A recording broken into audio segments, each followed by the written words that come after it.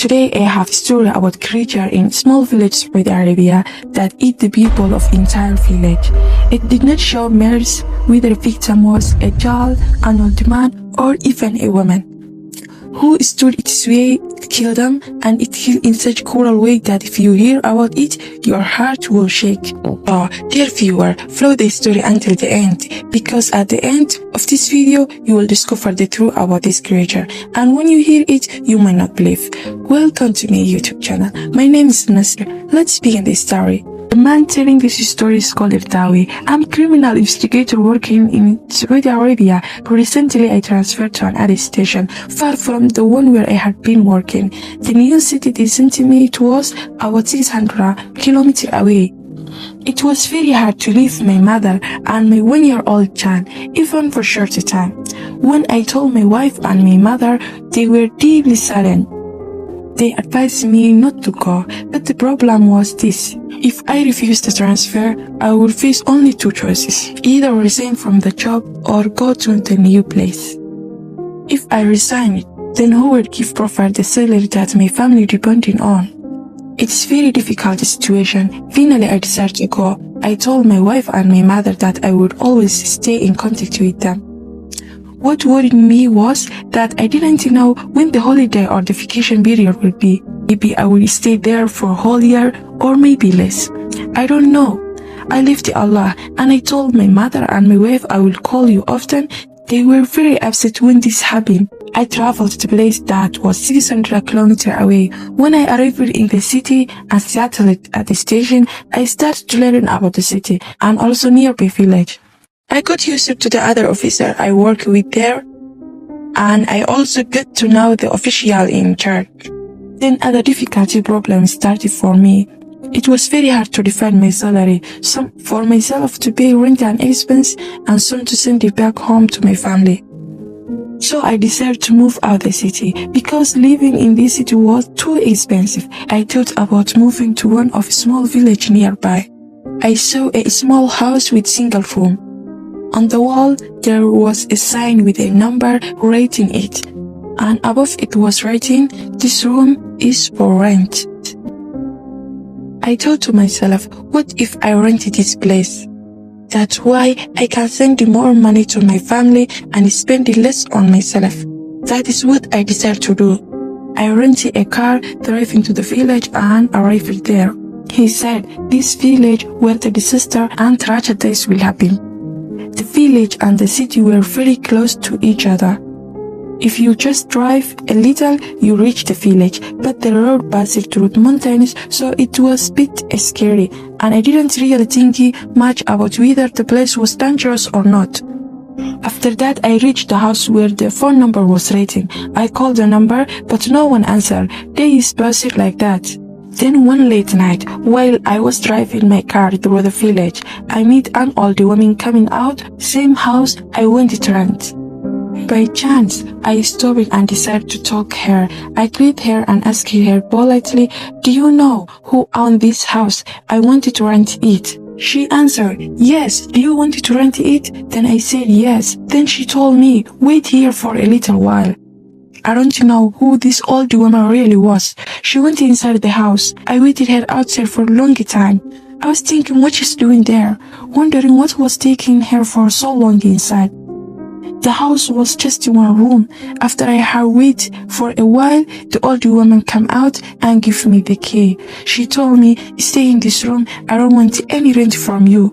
I only want you to look after it, and when you decide to leave, just return the key to me." I was surprised, but I thanked her. "You made everything easy for me." Then woman left. I went inside the room. What surprised me was what I saw inside.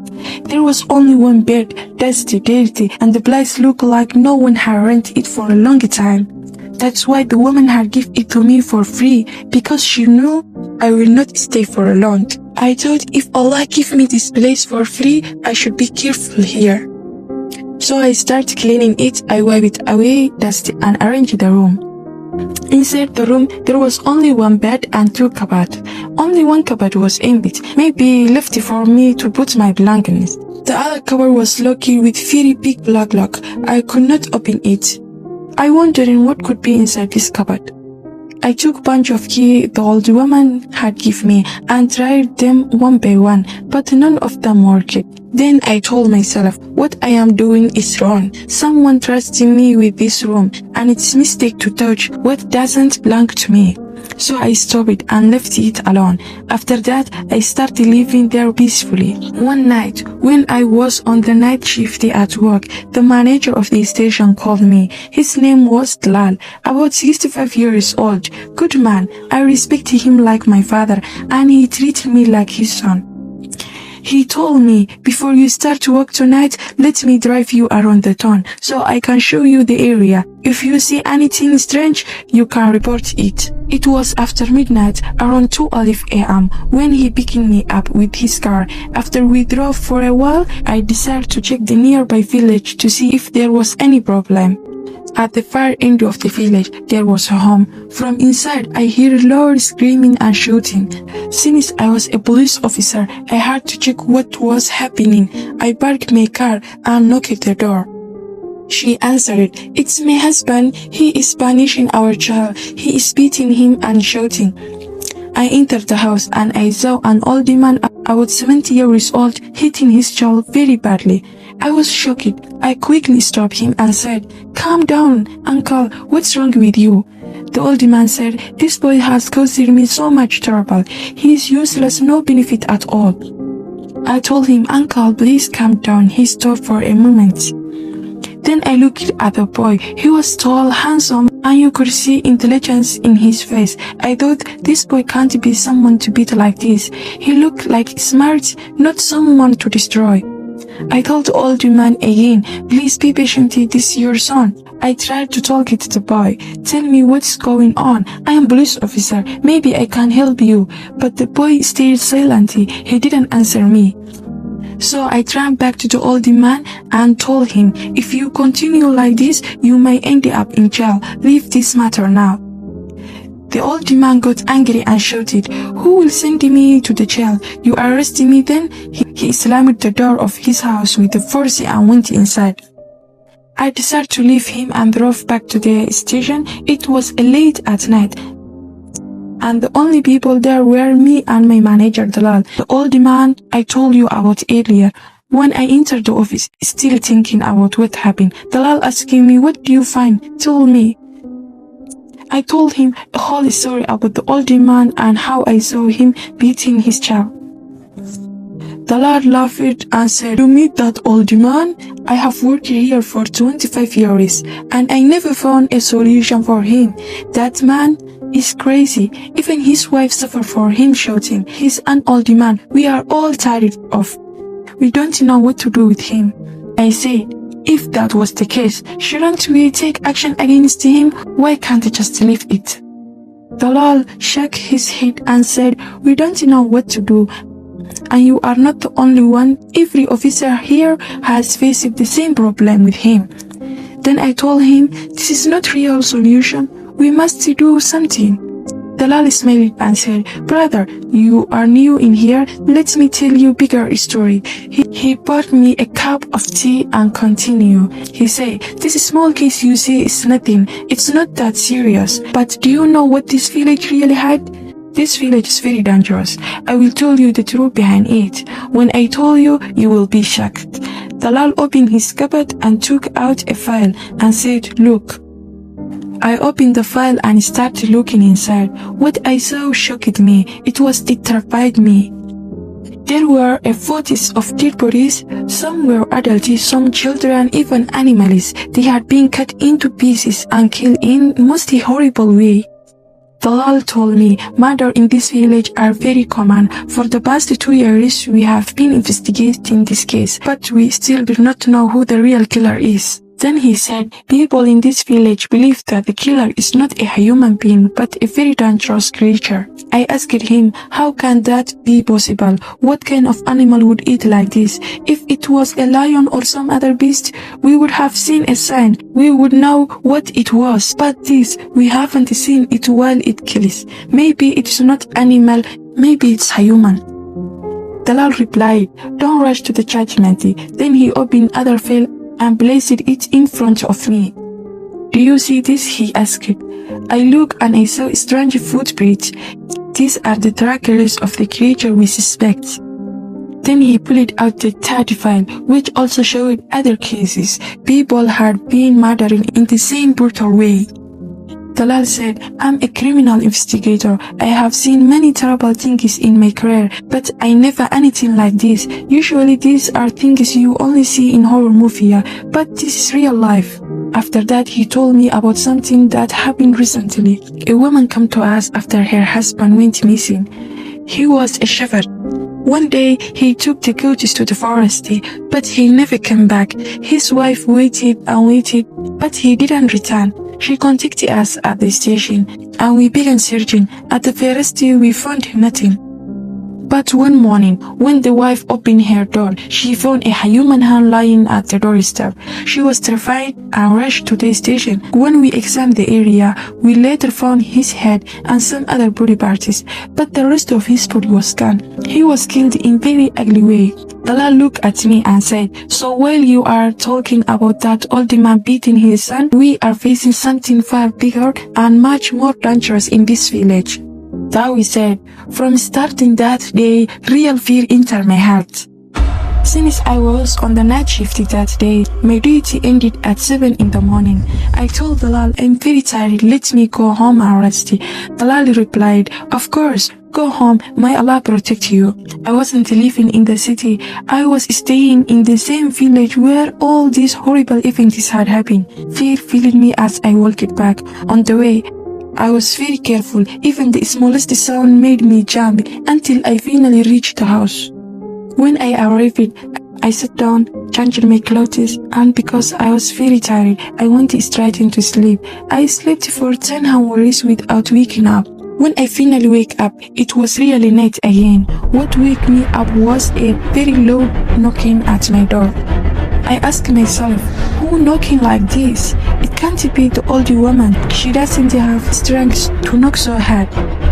I opened the door, and to my shock, it was Talal. He looked terrified and said to me, come on, get ready quickly. We must leave now. It's all of a hurry. I asked him what happened. He said, just prepare yourself and come, we must go. I didn't even wash my face. I rushed outside with him, and as we both got into the car, I asked him, what happened to Lal? He said, the house you visited last night, the old man's house, his wife has been killed. When we entered the house, we saw the old woman hanging from the ceiling. She had hanging herself with the curtain of the house. The sight shocked me deeply. We also saw the old man sitting there. All of them, they are crying in the grave. I went to him and said, Uncle, calm down, what happened? He shot at me, don't touch me, my wife is dead. I asked him, where is your son? He replied, I chased him away. Don't remind me about him. He was not a good person. We did not know exactly what happened. Maybe because of the family problem, the wife killed herself. Maybe her son killed her. Maybe the old man himself did it. It was a case that needed proper investigation. Talal answered, we don't know yet, but we must investigate this case. While we are busy with that case, another report come. Someone else had been killed, at this time near the mountains. We rushed to the location. When we arrived, we found the body. It was murdered in a horrible way. The body was cut into pieces, and the face was smashed in a huge stone, so badly that the victim could not be recognized. Even now, I can hardly believe what I saw that night. Then, by coincidence, we discovered a cave in the middle of the mountain. The local people called it the Beast Cave. They described the creature that lives there. They said it was very tall, very big with horn on its head, and covered in thick hair. They called it Dhul-Qarnayn. They also said, if this creature catches you, there is no way to escape. Terrified, Talal and I decided to enter the cave with our flashlight. It was very dark inside, and the deeper we went, the darker and scarier it became. I told Talal several times, let's run back, I don't feel safe. But he refused and kept going deeper, saying, I have been chasing this case for 2 years. Tonight I must find out the truth. There is no returning back. I will not leave until I discover what's inside. We kept walking until we reached the middle of the cave. And then what my eyes saw, I could not believe. We found many dead bodies there. We also found sweets, candies, and scattered around. When we saw that, we realized the killer was not a monster animal. It was actually a human. He only pretended to be a creature. He used these sweets to trick children. When the kids come close, he kidnapped them, killed them, and ended their life in that place. Once we understand this, we quickly run out and start sharing the information with other police stations. We ask urgently for more backup and support. Full investigation of mountains and the whole village had begun. But when the killer realized his secret was discovered, he got angry and started killing people one by one. We received reports of 21 murders after the day we found that cave. It was shocking. Dami said, one night I was at my room. I was alert and always careful. When I reached my house, I found the door open. That shocked me. Then I saw my previous cupboard, normally locked, was now open. But what scared me the most was a paper placed on my bed. On it, it was written, "Why are you rushing? Your time will come. Be patient." When I saw that, I panicked. I immediately ran away. I knew I was the second person he targeted. Then, the one he wanted to kill. This place was not safe anymore. I jumped into my car and tried to go through the police station. But remember, I told you before, the road between town and the village was narrow and dangerous. That night I saw stones and tree branches blocking the road. At that moment, I felt it was the last night of my life.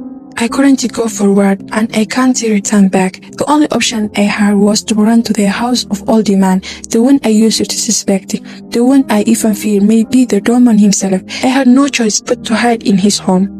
I knocked on his door hard. When he opened, he was surprised and asked, "What do you want?" I was shaking. I said, "Uncle, can I come? Something terrible happened to me." The old man thought, confused, "Let me in." I sat in his living room. He then went into another room. Soon after, I heard glass breaking inside. My heart jumped. I thought, maybe the killer is this old man himself. Maybe he wanted to kill me. I quickly pulled out my phone and called Dalal. "Please come fast. I am in the old man's house. This is the end for me. Hurry." While I was still speaking, I heard loud noise from that room. I switched off my phone. I grabbed my gun and I slowly walked toward the room. When I reached the door and stood outside, suddenly the door opened. What I saw froze me completely. The old man who had just let me inside was now hanging from the ceiling by his neck. His body was lifeless on the ground, and right there in front of me stood the creature people had been describing. A huge beast with hair like bull and horns head. Shaking, I raised my gun and aimed at it. But before I could shoot, the creature spoke. It said, "Finally, I avenged my mother." The real killer who destroyed all these lives was the son of the old man, the same boy we saw at the beginning of the story, the one his father used to mistreat. But what made this man reach such a level? He said, "While you are pointing the gun at me, let me show you the truth." He removed the coat he was wearing. It was made from the bull hair. Then he put on the woman who lived in that house. All the clothes hanging in that locked cupboard were actually the outfit he wore whenever he went to kill the people. He looked straight at me and said, Dawi, I have given up on this life. I have nothing left. I am the only man who killed both his mother and father with his hand. Even Dawi did not know this. He said, "I'm telling you myself now. My name is Hatim. I grew up in very hard life. If you don't kill me right now, I will kill everyone. I have ready to lose everything in this life. Shoot me, I don't care." He continued, "Do you know how I grew up?